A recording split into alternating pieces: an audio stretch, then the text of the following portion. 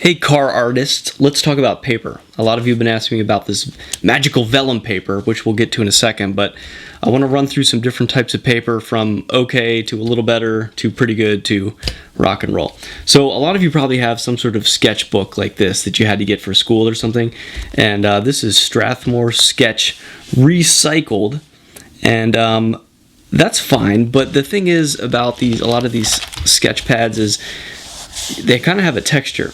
They're too porous, they're too rough. So it's cool if you are looking for some sort of, like texture to it, like especially if you're doing really light pencil shading. But if you're really looking for that smooth car render look, this is not the best paper for you to be using.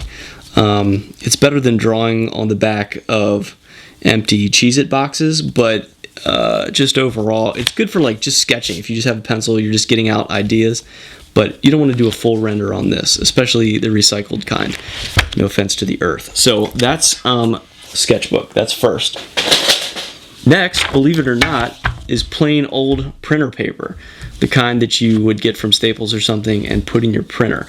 But not all printer papers are created alike. And I used to work at Staples, so I can vouch for this.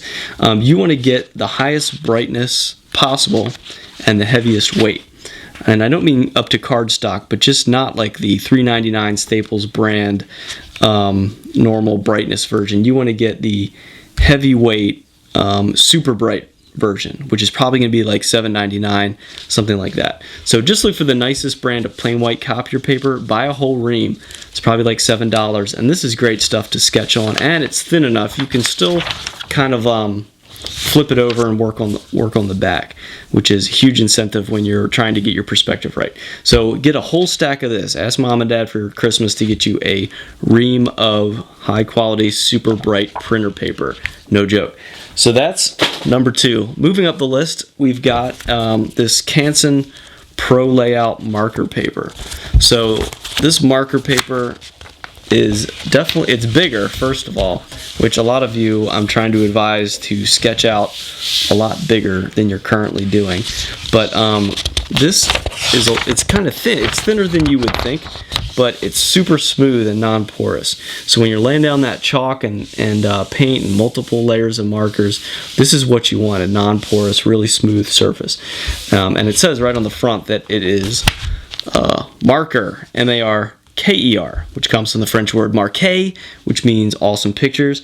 And this is a pretty good sketch pad, but it'll also look really good for a final finished color rendering. Okay, so that's Canson brand marker paper or similar. Close enough is fine.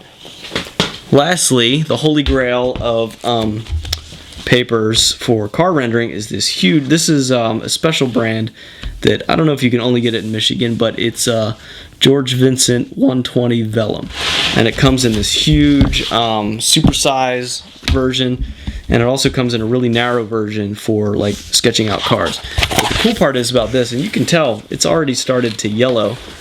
This is a fairly old one, but you can see both sides really well, and that's the whole point, half the point with Vellum.